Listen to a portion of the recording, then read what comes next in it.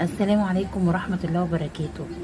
النهاردة هي دي شنطة، ماشي. انا بعمل شنطة، بس انا مش هوريكم طريقة الشنطة. انا ممكن اوريها لكم في الاخر، اقول لكم تفاصيلها وهعملها ازاي كل حاجة، عشان لو حد حابب ان هو يعمل زيها. لكن انا الشنطة دي انا عاملاها، عايزة اوريكم الغرزة بتاعتها. الغرزة بتاعتها بومبي، تحسيها زي الغرز المجسمة كده، بس في نفس الوقت سهلة قوي. اهي بصوا، بصوا الغرزة عاملة ازاي. الغرزة اللي تحت دي غرزة عمود بلفة. طبعا دي القاعدة، ماشي. يعني لما الشنطة تتحط كده خلاص، هي مش هتبقى باينة اساسا. دي غرزة ايه؟ العمود دي انا عاملة بيها القاعدة بيضاوية. انا مش عاملاها كبيرة قوي. لو انت طبعا عايزة تكبري عن كده تعملي الدور او دورين زيادة كمان. وطبعا التزايد من هنا ومن هنا، الناحيه دي والناحيه دي هتعملي فيهم تزايد. بس انا حابه ان هي تبقى هي اللي طالباها، وهي مش بتاعتي. اللي طالباها ايه؟ الحجم ده، تمام. بس الغرزه انا جايه اوريكم طريقه الغرزه دي. الغرزه دي تحسيها بومبي كده، زي الغرز المجسمه، بس اسهل منها مفيش. المهم بقى، اول حاجه لازم تعملي سطرين يبقوا بغرزه نص عمود، ماشي. وبعد كده تبدأي تبني على اول سطرين دول، هتبدأي تبني الغرزة دي، لان احنا هناخد غرزة من السطر نفسه وغرزة من السطر اللي تحتيه. فهوريكم ازاي هنعمل الكلام دوت. هنعتبر ان احنا هنا اهي كده. هو المفروض انا كنت وريتها لكم من تحت، بس هيها ماشي. هنعتبر ان احنا هنا هون السطر دوت نص عمود اللي احنا بادئين بيه تحت، تمام. هنعمل ايه؟ بس لازم تعملي سطرين نص عمود، علشان خاطر اول مره هتاخدي سطر من فوق وسطر من تحت، غرزه سوري من فوق وغرزه من تحت. هوريكي ازاي. زي ما فهمتكم، اكن دي كده السطر ده اكنه نص عمود، تمام. هعمل ايه؟ اول غرزه هاخدها اهي في السطر نفسه اهو، في اول غرزه اهي. مش عارفه شايفيني كده ولا لا؟ ايوه كده اهي. هدخل هنا عادي زي ما بندخل تحت الفتلتين اللي هما هنا عادي. هسحب خيط كده، عملت غرزة نص عمود عادية. طيب الغرزة اللي بعديها بقى هدخل فين؟ الغرزة اللي بعديها انا مش هدخل في دي، لا، انا هدخل في الغرزة اللي تحتيها دي، هنا كده كده اهو، تمام. هوريكم ازاي تاني. نبص كده، عملنا اول واحده في السطر عادي نفسه.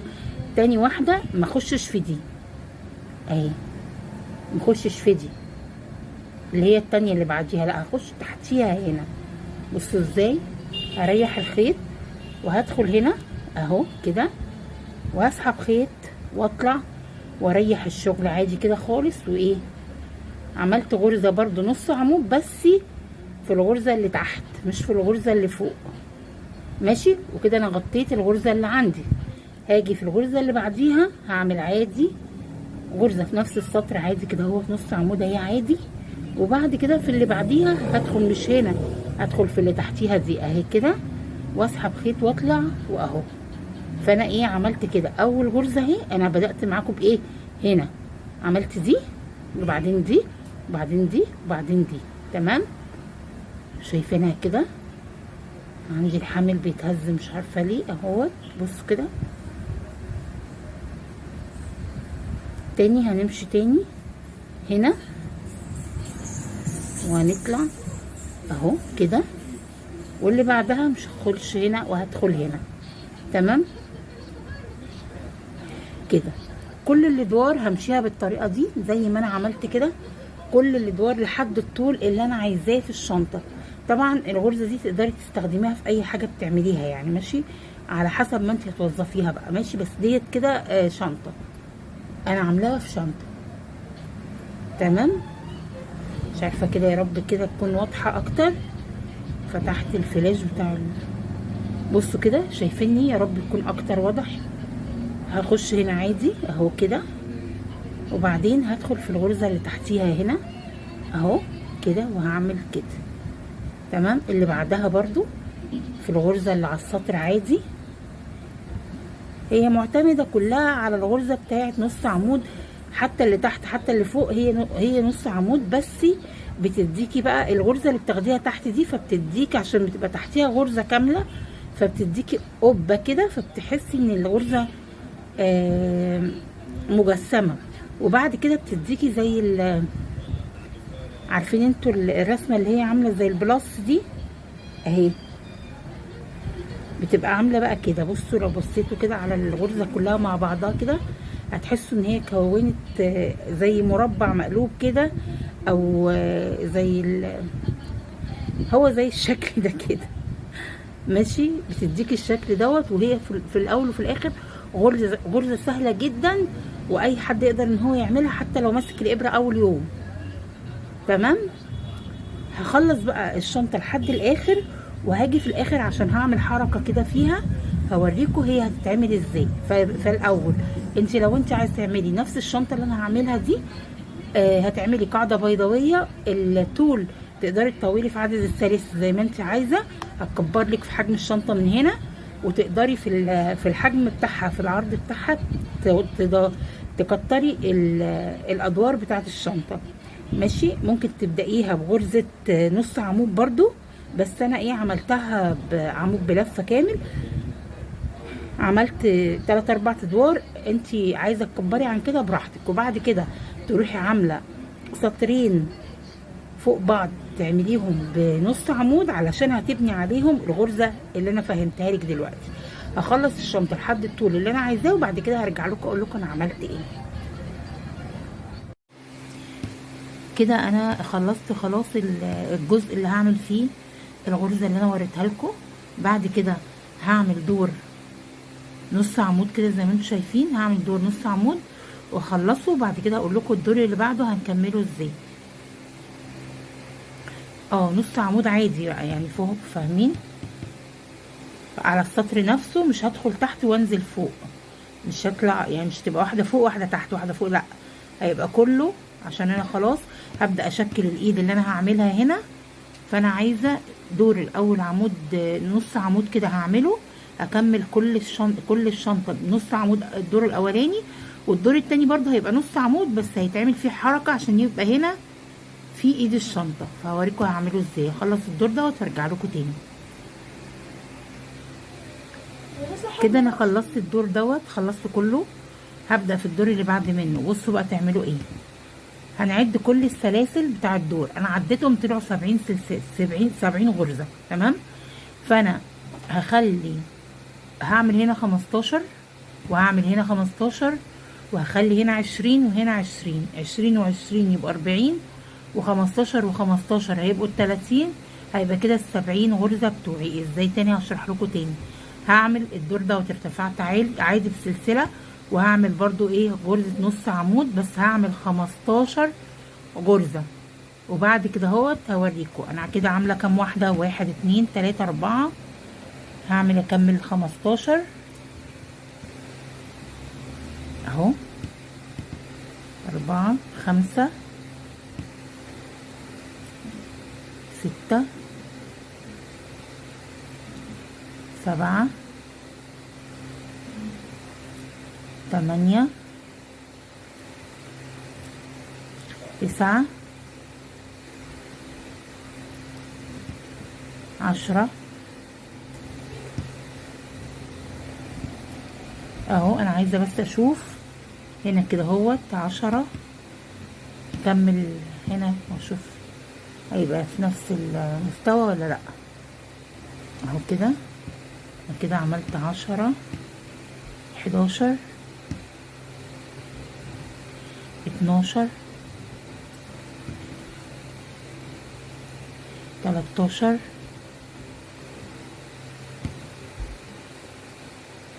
14 كده. بص انا عايزه المسافه دي، انا طبعا قفلت هنا السطر، فانا عايزه المسافه دي تبقى قد المسافه دي. فكده لو عملت ال15 هيبقى الناحيه دي اطول من الناحيه ديت.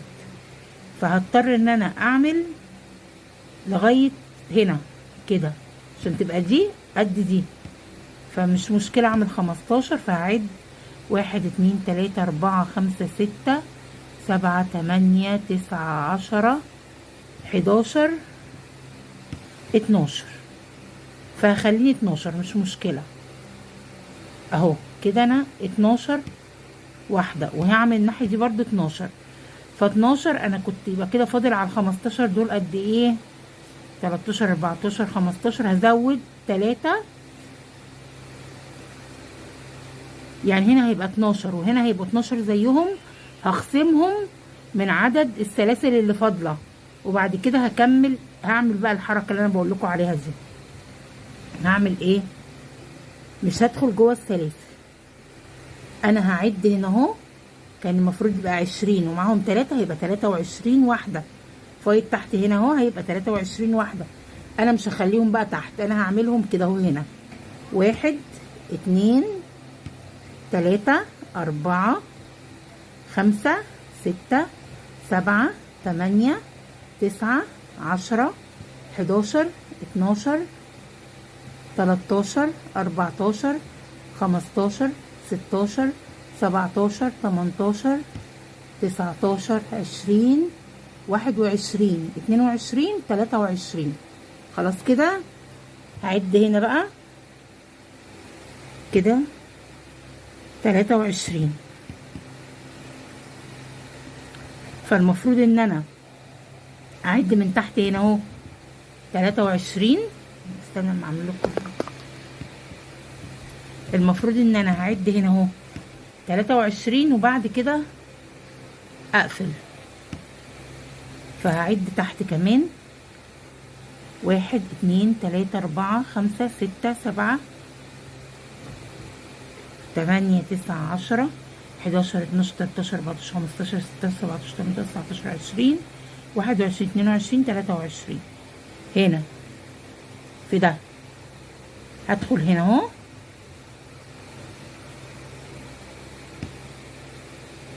واطلع واقفل ايه بنص عمود زي ما انا ما متعوده كده. خلاص. ودي اهي بقت حره بقى كده اهي اهي. تمام. هعمل ال 12 هنا زي ما عملت الناحيه التانيه. هنا هعمل ال 12 وارجع لكم. شايفين كده؟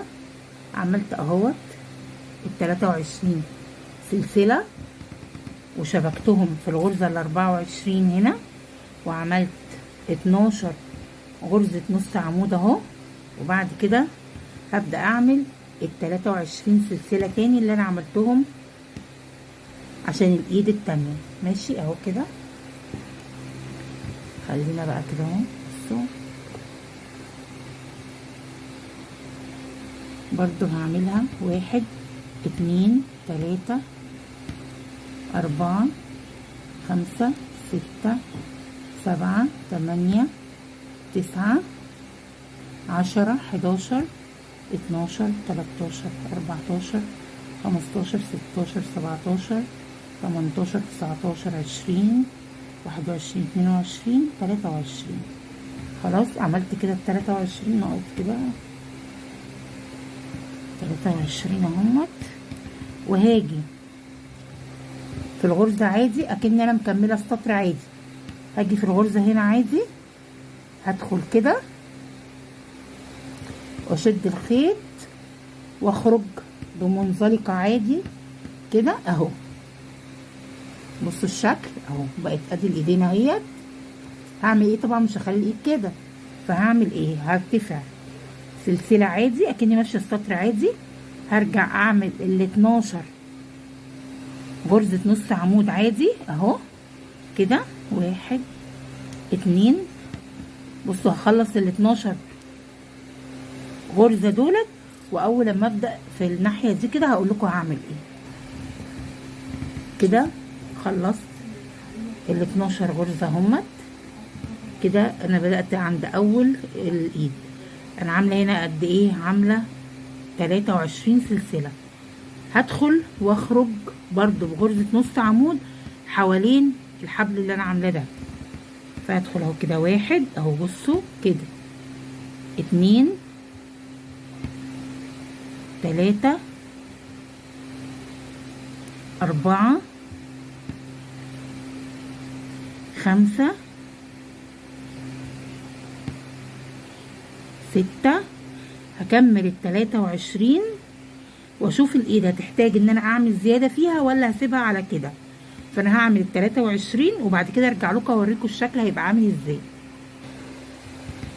عملت 23 غرزه عمود، نص عمود. بصوا طلعوا فايض قد ايه من الحبل اللي انا عاملاه. فانا هكمل وهعد. لازم تعدي انت هتوصلي لغايه هنا اهوت بكام نص عمود، علشان خاطر هتعمليهم نفسهم الناحيه التانيه، ما ينفعش تزودي هنا وتبقي منقصه هنا. فانا كده عملت 23 هكمل لحد الاخر، وبعدين تزنقي الغرز كده عشان تبقى الايد ماسكه نفسها. ماشي، تزنقي الغرز كده اهوت لورا وانت شغاله، وعادي العدد بقى براحتنا. يعني المهم ان احنا نغطي كل السلاسل اللي احنا عملناها تحت. هكملها واشوف هتطلع قد ايه وهقول لكم. بعد ما خلصت الايد كلها كده طلعوا 35 غرزة نص عمود. ماشي، هبدأ برضه الف الشنطة تاني. الناحية دي برضه هعمل 12 سلسلة عادي، سوري ال 12 غرزة اهمت. هبدأ ادخل هنا عادي.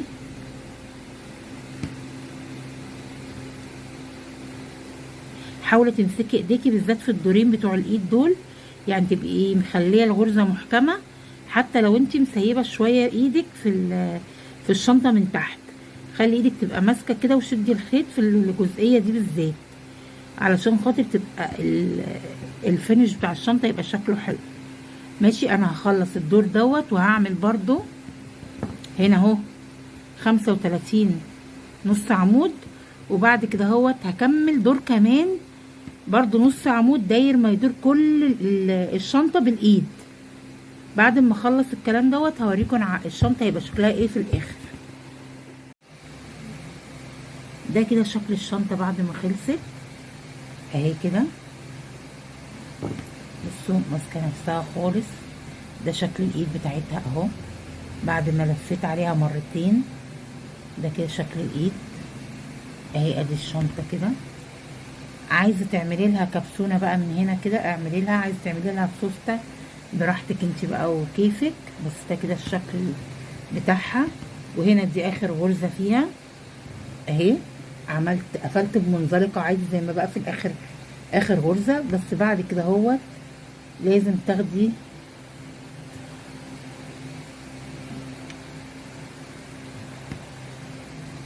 تشدي الخيط كويس كده عشان دي اخر غرزه. وبعد كده تاخدي ترتفعي السلسله كده اهوت عشان تسحبي الخيط كده اهو، هتعقديها كويس كده قوي.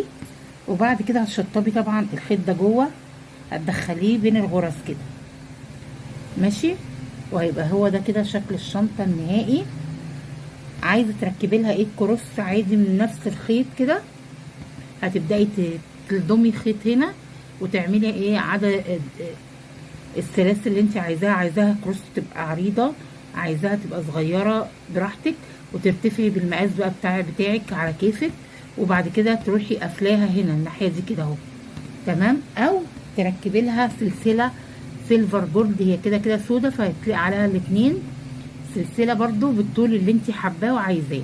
بس عموما ده هيبقى كده الشكل النهائي للشنطه. لو انت طبعا عامله براند ليكي او اسم ليكي، او حتى هتحطي الكلمه اللي هي هاند ميد تقدري تحطيها هنا كده في النص او على الجنب كده من تحت هنا او هنا، هيبقى الشكل حلو. وعموما هو ده كده الشنطه وده الشكل بتاعها. الشنطه كانت سهله، الغرزه بتاعتها شكلها حلو وجميله. بصوا اهي من قريب شكلها حلوه وماسكه نفسها. وعلى فكره هي واسعه ايه من جوه، يعني تشيل حاجات كتير لان انتي عامله لها قاعده بيضاويه من تحت، فهي اللي هي دي، فدي كلها مسافه الشنطه جوه، المساحه بتاعتها من جوه. وتقدري زي ما قلت لك في الاول تكبري عن كده اهوت، وتقدري ان انتي تكبري الشنطه في العرض وفي الطول بمزاج. ماشي، وده كده الشكل النهائي. يا رب تكون سهله وتعجبكم والكل يعرف ينفذها. ومع السلامه وقابلكم في فيديو جديد.